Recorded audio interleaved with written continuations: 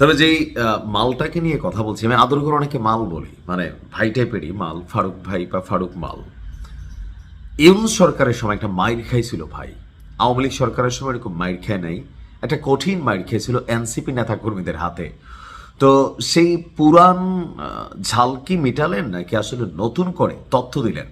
তো এই তথ্যে নাহিদ এবং মাহফুজকে মুখ খুলতে হবে, আর যদি না খুলে তাহলে বুঝতে হবে যে তলে তলে টেম্পো আসলে এই নাহিদ মাহফুজটা বাজাচ্ছিল। আজকে আবার তারাই এত বড় বড় কথা বলে খোদ রাষ্ট্রপতিকে নিয়ে। কথা বলছে আমাদের এমপি নাহিদ এবং সরকারের তত্ত্বাবধায়ক সরকারের সাবেক উপদেষ্টা মাহফুজকে নিয়ে। রাষ্ট্রপতিকে অপসারণ নিয়ে আমরা জুলাই যোদ্ধাদের বেশ কিছু অবস্থান দেখেছি, এমনকি প্রকাশ্যে তখন নাহিদ এবং মাহফুজ উপদেষ্টা পর্যায়ে ছিল, তো আসিফও ছিল। মাঠ পর্যায়ে যারা ছিল তারা বেশ কয়েকবার জামাত সহ অন্যান্য সমমনা দলগুলো রাষ্ট্রপতিকে অপসারণের দাবিতে পুরো বাংলাদেশকে তোলপাড় করতে চাইছে। বিএনপিও শক্ত অবস্থানে ছিল। তো ওই মুহূর্তে কেন আসলে রাষ্ট্রপতিকে অপসারণ করা যায়নি, এই চাঞ্চল্যকর তথ্য দিয়েছে আপনার ফারুক।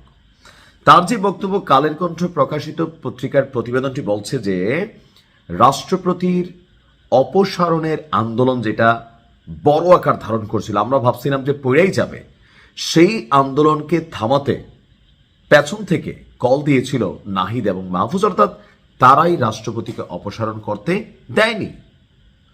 দর্শক, রাষ্ট্রপতিকে অপসারণের আন্দোলন থামাতে এনসিপির নাহিদ ইসলাম এবং মাহফুজ ইসলাম কয়েকবার না কয়েকশো বার কল দিয়েছিলেন বলে মন্তব্য গণ অধিকার পরিষদের কেন্দ্রীয় কমিটির সহসভাপতি এবং মুখপাত্র ফারুক হাসানের।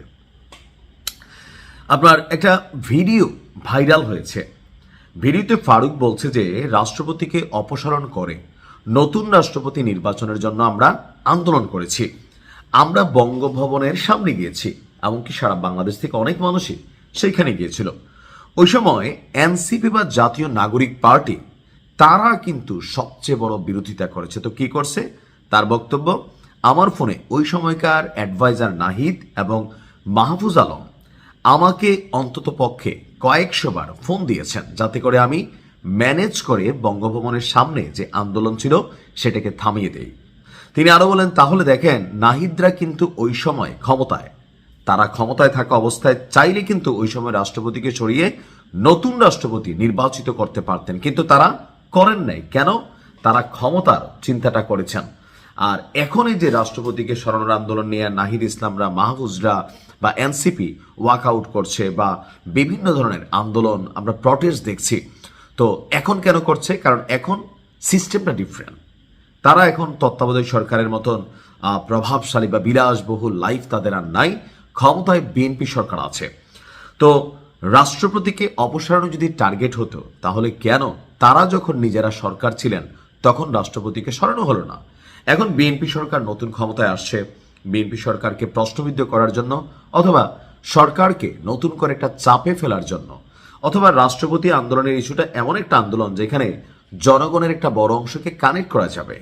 আর ওই পারসেপশনটাকে মাথায় রেখে এনসিপি বা অন্য যারা আছেন, জামাতও আছে, তো জামাতের ভূমিকার একটু আলাদা, আমরা কথা বলছি এনসিপিকে নিয়ে, তারা এখন কেন ভাই উঠা পড়া লাগছেন? মেইন কারণ হচ্ছে এখন তারা সরকারের মধ্যে নাই। যদি সিস্টেম বাটে পড়ে তাদের কোনো সমস্যা নাই, সরকারে যারা আছে তারা বাটে পড়বে। তো এটাকে কেন্দ্র করে নাহিদ এবং মাহফুজের এই যে দ্বিমুখী চরিত্র, উইথ ডিউ রেসপেক্ট, আমাদের এমপি নাহিদ ইসলামকে এই বক্তব্যের পাল্টা জবাব দেওয়া উচিত, নয়তো আমরা ভাববো যে তলে তলে আপনারা টেম্পু বাজাইছেন। ভালো থাকুন, আসসালামু আলাইকুম।